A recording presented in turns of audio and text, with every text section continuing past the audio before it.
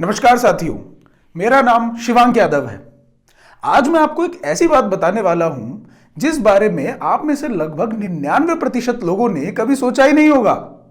दरअसल आप लोग अभी तक यही सोचते हैं कि भारत एक स्वतंत्र देश है और आप एक आजाद देश के अंदर रहते हैं। आप जो मन में आए वो कर सकते हैं, जो मन में आए वो व्यवसाय कर सकते हैं। अगर कोई व्यवसाय नहीं करना तो जो मर्जी किसी भी कंपनी में नौकरी कर सकते हैं। जो मन में आए वो कपड़े पहन सकते हैं, खा सकते हैं, जहां मन में आए वहां रह सकते हैं, कुल मिलाकर कुछ भी कर सकते हैं। इन सब बातों से तो यही लगता है कि हम आजाद हैं। लेकिन अगर मैं आपको यह बताऊं कि 1947 में अंग्रेजों के यहां से चले जाने के बाद से ही इंग्लैंड की रानी ने ब्रिटेन में बैठकर हमें आज तक अपना गुलाम बनाकर रखा है, तो क्या आप इस बात को मानेंगे? क्या आप इस बात पर यकीन करेंगे कि इंग्लैंड की रानी को आज भी भारत आने के लिए वीजा की जरूरत नहीं पड़ती? लेकिन जब हमारे देश का प्रधानमंत्री या राष्ट्रपति इंग्लैंड में जाते हैं तो उन्हें वीजा की जरूरत पड़ती है। आप शायद इस बात को भी नहीं जानते होंगे कि हमारे देश का प्रधानमंत्री इंग्लैंड की रानी का मंत्री होता है, क्योंकि मंत्री तो किसी न किसी राजा का ही होता है। और हमारे देश का राष्ट्रपति रानी की अनुपस्थिति में भारत देश का प्रथम नागरिक होता है। जैसे इंग्लैंड में रानी वहां की प्रथम नागरिक है, और जिस प्रकार रानी के पास किसी की भी मौत की सजा खारिज करने तक की ताकत है, उसी तरह हमारे देश के राष्ट्रपति के पास भी ये ताकत है। जिस तरह अंग्रेजों के यहाँ रहते समय हमारे देश की तीनों सेनाएं जल, थल और वायु की प्रमुख नेता इंग्लैंड की रानी हुआ करती थी, उसी तरह रानी की इस देश में अनुपस्थिति में तीनों सेनाओं का प्रमुख राष्ट्रपति होता है। भारत की गुलामी के ऊपर ये तो मैंने बहुत थोड़े से सबूत आपके सामने रखे हैं। अगर आप और सबूत देखना चाहते हैं तो इस पर हमने पहले भी एक वीडियो बनाई थी। भारत की राजनीतिक गुलामी के सबूतों के बारे में मैं बाद में भी आपको बता सकता हूं, लेकिन आज की इस वीडियो में हम इस बात पर बात करेंगे कि भारत अंग्रेजों का आर्थिक रूप से कैसे गुलाम बना और आज तक विदेशी ताकतें कैसे हमारे ऊपर राज करती हैं।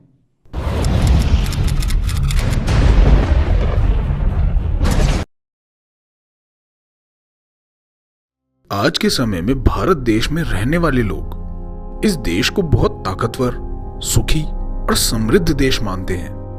लेकिन बहुत कम लोग इस बात को जानते हैं कि असलियत में भारत तो समृद्ध उस समय था जब तक भारत में अंग्रेजों के कदम नहीं पड़े थे। एक आंकड़े के अनुसार जहां आज भारत की अर्थव्यवस्था का दुनिया की अर्थव्यवस्था में 6 से 7% ही हिस्सा है, वहीं सन 1700 तक भारत की अर्थव्यवस्था 25% आय के साथ पूरी दुनिया में सबसे बड़ी थी।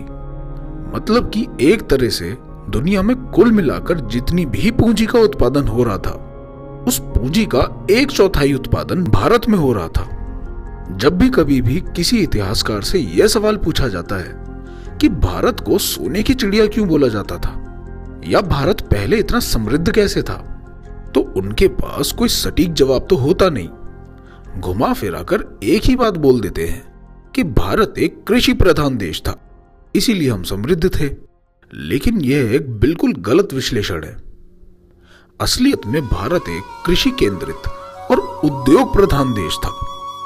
उस समय भारत में लगभग 7 लाख से ऊपर गांव थे, और गांवों में सिर्फ खेती ही नहीं हुआ करती थी, बल्कि और भी ज्ञाति के लोग रहा करते थे, जैसे लोहार, कुम्हार, बढ़ई, धोबी, नाई, सुनार, धनकार, चर्मकार और ऐसे ही लगभग 360 प्रकार की ज्ञातियां हुआ करती थी, जिनका घर ही उनकी छोटी सी फैक्ट्री हुआ करता था। पूरे देश में अलग अलग भूभाग अपनी कलाकारी के लिए प्रसिद्ध थे।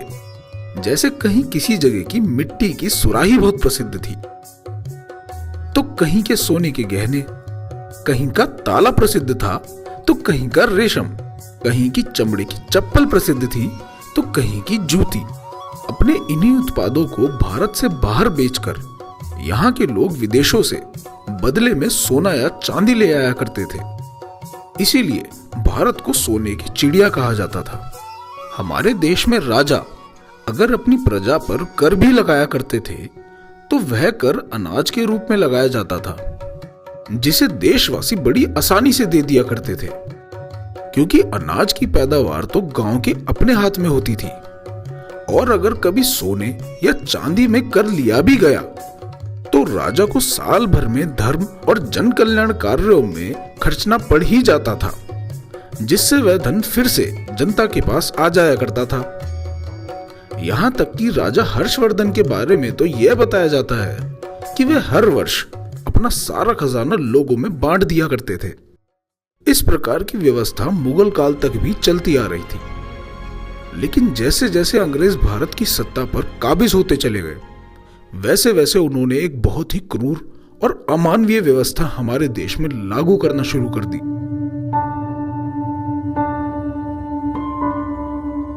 दादा भाई नौरोजी ने अपनी किताब poverty and un British rule in India में समझाया है कि किस तरह अंग्रेज भारतीयों से टैक्स फसल के एक हिस्से के रूप में नहीं लिया करते थे जैसे पहले भारतीय राजा लिया करते थे, बल्कि फसल के एक हिस्से की जगह टैक्स सोने या चांदी के रूप में लिया करते थे।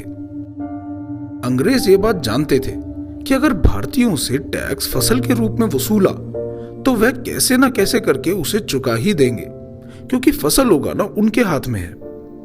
लेकिन सोने और चांदी की मात्रा सीमित है जो कि बाहर से व्यापार करके मिली है।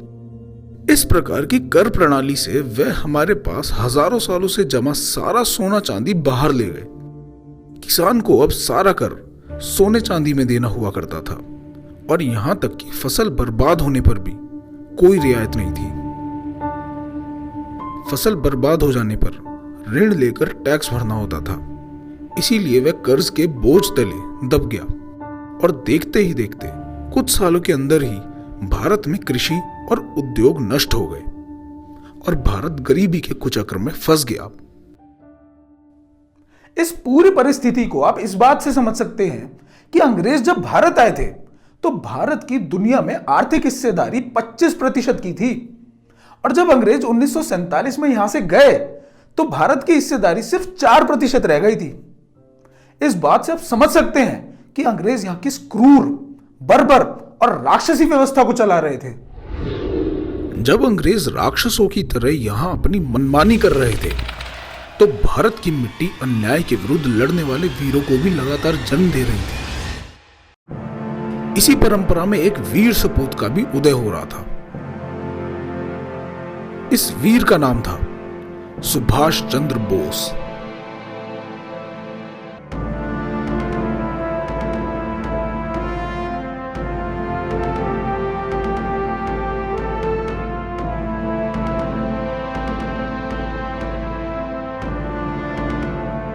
सन 1940 में अंग्रेज इस बात से बहुत खुश हो रहे थे कि उन्होंने देश के एक बड़े नेता सुभाष चंद्र बोस को हाउस अरेस्ट कर लिया है।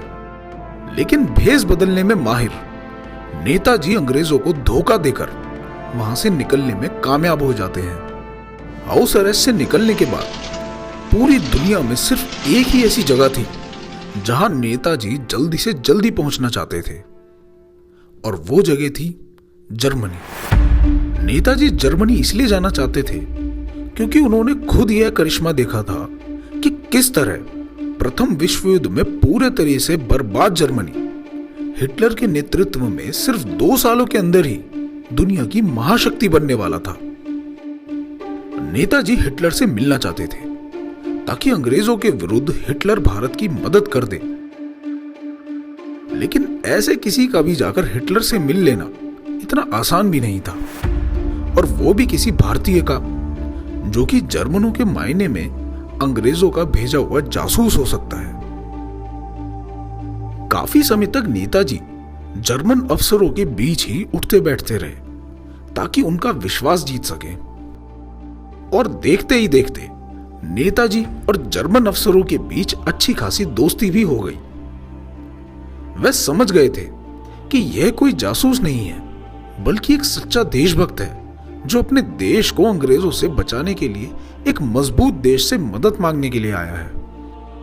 नेताजी का धैर्य और मेहनत रंग लाई। जिस पल का इंतजार नेताजी बहुत समय से कर रहे थे, आखिर वो आ ही गया। अफसरों ने नेताजी की मुलाकात हिटलर से करवाई। यह एक ऐतिहासिक क्षण था कि दुनिया के एक शक्तिशाली देश जर्मनी के शासक से एक दूसरे देश भारत का एक इतना बड़ा नेता मिलने आया हो।